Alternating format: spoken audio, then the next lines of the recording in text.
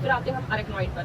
सो जैसे कि हमने यहाँ पे देखा है कि जो ब्रेन है वो ये हमारा ब्रेन है, और ब्रेन जो है वो इसके जो लेयर है ब्रेन की वो कवर है हमारे पाया मैटर से, और पाया मैटर के बाद ये कवर होती है हमारी अरेक्नॉइड से, ठीक है।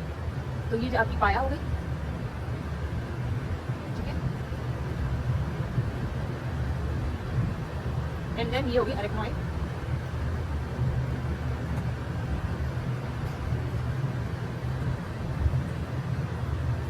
तो हमारी ब्रेन है, क्योंकि पाया बिल्कुल जाके इंटैक्ट रहती है ब्रेन से, तो इसलिए इसको पाया मानते हैं। देन आपकी सब अरेक्नॉइड एंड देन ड्यूरा, और एक है ड्यूरा वीनस साइनस।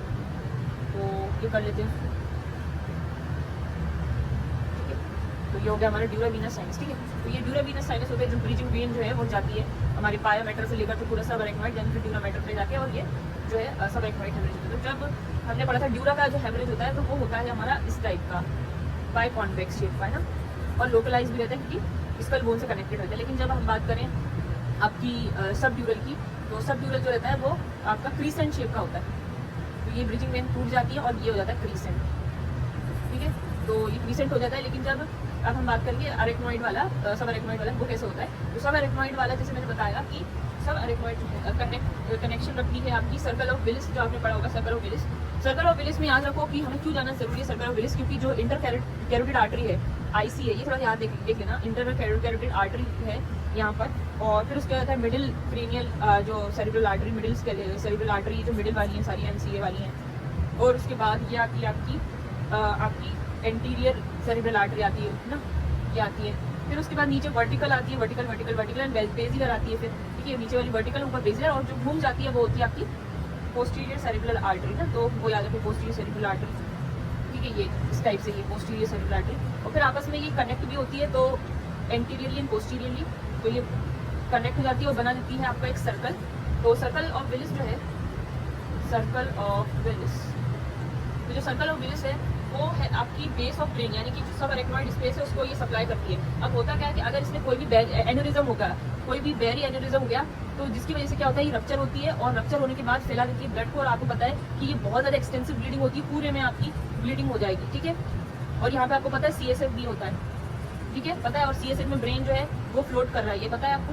तो ये सीएसएफ में आपका ब्रेन फ्लोट हो रहा है, और सीएसएफ में आपकी जब ब्लीडिंग हो रही है ना, तो जब आप है ना एलपी लंबर पंक्चर लेते हो ना, तो उसमें आपको आरबीसी जो है वो देखने को मिलेंगे। और ये याद रखना, लंबर पंक्चर कॉन्ट्रा इंडिकेटेड है जब इंट्राक्रेनियल प्रेशर जो है वो बढ़ा हुआ आता है, रेज्ड होता है ना, तो ये लंबर पंक्चर नहीं कर सकते, कॉन्ट्रा इंडिकेटेड। तो इसलिए सबसे पहले आप देख लो कि इसका इंट्राक्रेनियल प्रेशर तो बढ़ा नहीं है, पता चले आप इस सब अरेक्नॉइड हेमरेज को जो है डायग्नोस करने के चक्कर में उसका लंबर पंक्चर कर दिया, और पूरा ब्रेन आपका एकदम से श्रिंक हो जाएगा अगर आपने ऐसा कर दिया। तो लंबर पंक्चर कर दिया, उसका इंट्राक्रेनियल प्रेशर जो है वो देखा ही नहीं, तो इंट्राक्रेनियल प्रेशर जो है बढ़ा हुआ रहता है इसमें, तो इसलिए कॉन्ट्रा इंडिकेटेड रहता है, तो एमआरआई सीटी वगैरह से पता लग जाता है।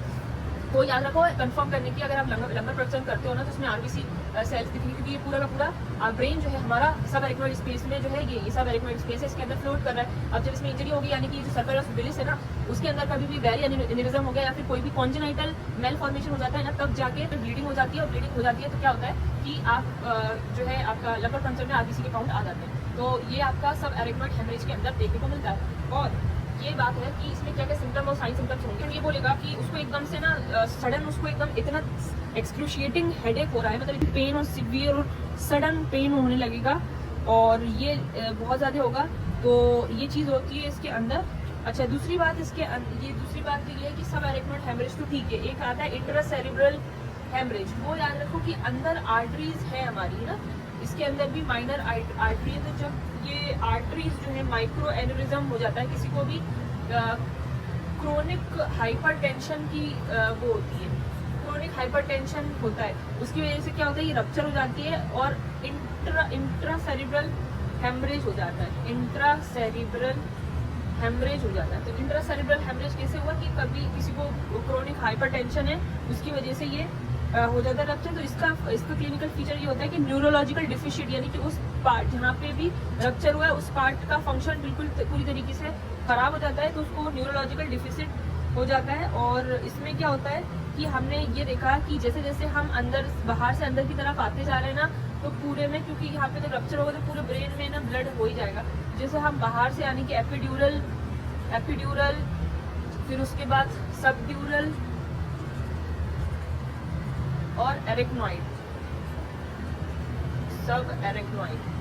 जैसे जैसे हम है ना बाहर से अंदर की तरफ आते जा रहे हैं तो ब्लीडिंग फैलती जा रही है। एपिड्यूरल में लोकलाइज थी, लेंस बाइकॉन्वेक्स लेंस शेप की थी, जबकि जो सबड्यूरल थी वो क्रीसेंट शेप की थी, वो भी ज़्यादा एक्सटेंसिव नहीं थी। लेकिन जो ये सब एरेक्नॉइड वाली थी ना, वो पूरे में आपके CSF में फैल गई और बहुत ज़्यादा एक्सटेंसिव ब्लीडिंग कर दी, क्योंकि ये सर्कल ऑफ विलिस जो है उसके अंदर क्या हो गया था, बैरी एनेरिज्म हो गया था। अब अंदर और एक और ब्लीडिंग होती है जिसको इंट्रासेरिब्रल बोलते हैं, वो तो पूरे ब्रेन में ही हो जाएगी।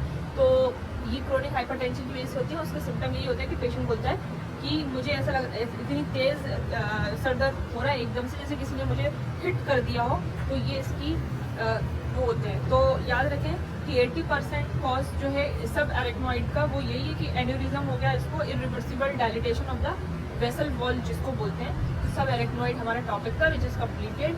एंड हम फिर CT स्कैन को भी कंपेयर करेंगे कि what is shown in the CT of the subarachnoid.